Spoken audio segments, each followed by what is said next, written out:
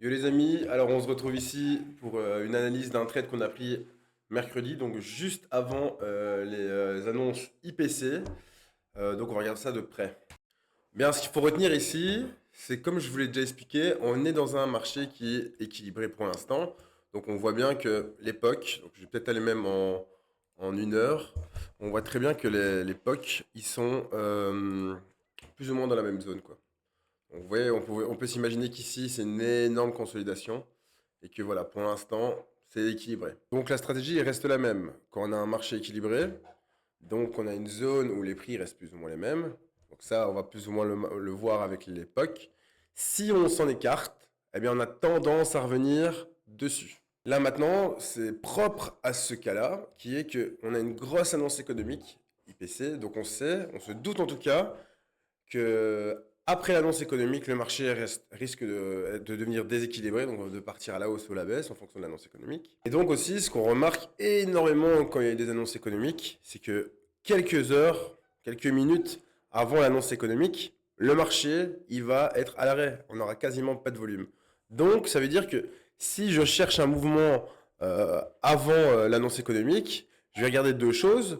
Donc, je vais essayer de le commencer dans le matin, donc généralement juste après la zen session, potentiellement avant la London, avant un bon point d'entrée, et l'arrêter avant l'annonce économique, parce qu'on va arriver dans une zone où il n'y aura plus de volume. Pourquoi? Parce que c'est logique, on est un peu dans le flou. Alors du coup, on va revenir vers une zone où on était plus ou moins en accord, où il y a eu beaucoup de volume, donc généralement des zones de POC, pour ensuite agir lorsque l'annonce économique va arriver, tout simplement.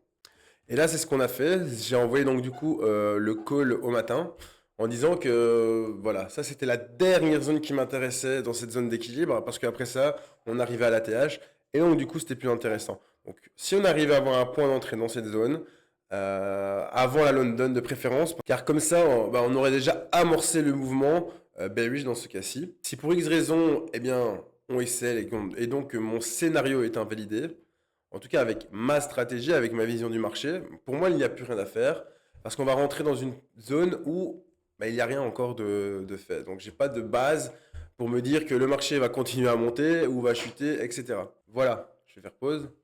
Là, ça a été nickel. On a eu vraiment, je vais revenir en 15 minutes, il était 8h30, donc 30 minutes avant la London, on a été déclenché.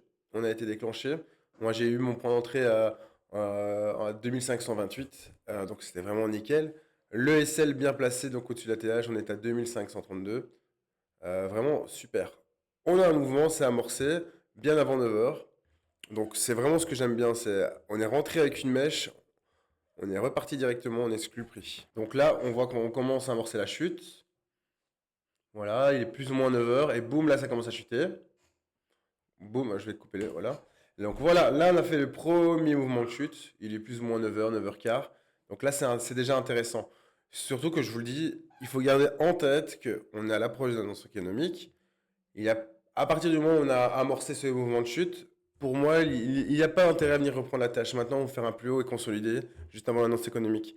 Et plus avantageux, et surtout que dans un marché équilibré, de venir rechercher une zone en fait où il y a eu des transactions, consolider là-dedans et ne plus bouger, où il y a eu beaucoup de volume. Donc là, c'est pour ça que là, à ce moment-là, le psychologique va être important. Parce que là, on revient dans un order block bullish qui en plus a eu de l'imbalance, donc qui potentiellement pourrait pousser à la hausse. Et c'est ce qui va se passer. Donc moi, j'explique bien après dans mon groupe que je préfère clairement dans ce cas-là BE, parce que là, donc là, on avait BE à 2528, que couper à cet endroit-là, parce que ça fait partie des rares cas où il y a beaucoup plus de chances que on vienne chercher une zone de volume plus basse dans ce cas-là, car il y a l'annonce économique. Dans d'autres cas, j'aurais peut-être stoppé mon trade à cet endroit-là, mais pas ici. On a la réaction, comme dit. Hop, regardez, ça vient mécher juste en dessous. On est protégé, mais on reste dans le trade, les amis. On reste, on reste. Et là, maintenant, on va commencer à avoir un scénario un peu plus chiant. On va commencer à consolider un peu plus bas ici, mais toujours pas à notre TP1 et à notre seul TP, vu que c'est là qu'on a arrêté 100% de nos gains. Notre TP1 se situe à 2518. Donc juste au-dessus d'une FTL ici, qui nous fait une zone de résistance. Et pour moi, le prix, il y a de grandes chances qu'à cet endroit-là, il vienne mécher pour repartir directement. Et peu importe ce qui se passe après, hein, parce que là, il y a l'annonce économique, je m'en fous. Je sors juste avant l'annonce économique et j'assure mes gains. Donc voilà, on voit là que ça traîne.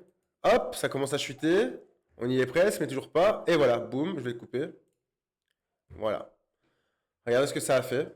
Il est venu chercher le POC, il est reparti. C'était pas suffisant pour moi, les zones intéressantes. Et c'est venir chercher avec une mèche parce que c'est juste une zone de liquidité. C'est venir, hop, agressivement avec une mèche. Et ça, les amis, plus ou moins, ouais, 15 minutes avant l'annonce économique, on est sorti, on est safe.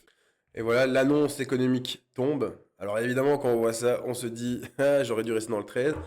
Mais regardez les amis, la mèche que ça a fait à la hausse. Oh, en faisant un trade intelligent, on aurait été BE. Et voilà. Comme je le dis, c'est pas ça qu'on recherche. Quand on voit ça après, évidemment, c'est alléchant, mais bon, il faut s'en tenir au plan. Et le plan, c'était juste au-dessus de la FTL. On avait un RR de 2,5 les amis en TP1. Et que dire de plus, quoi. C'est magnifique. Donc voilà les amis, pour en venir au groupe, voilà, là vous avez accès au VIP, vous pouvez voir exactement ce qui se passe. On vous laisse pas dans le vent, donc pour ce trade-ci, ça a été amené petit à petit. Donc on a envoyé le call plus haut, les graphiques qui suivent, le psychologique qui va derrière aussi, parce que pour tenir une position comme ça, avec les remontées qu'il a fait, c'est pas évident, surtout quand on débute. Donc vraiment on motive, on motive, on motive, et tout ça jusqu'au bout du trade où on atteint enfin le Saint Graal, TP1, 100 pips, RR de 2.5. Dans le public, vous retrouverez également toutes nos informations, le bilan de la semaine actuellement qui est de 10,69. Et je vous le rappelle, tout ça c'est en TP1. On compte plus les TP2, TP3 dans le bilan, on garde juste comme un débutant prendrait, c'est-à-dire entrée, sortie et point barre.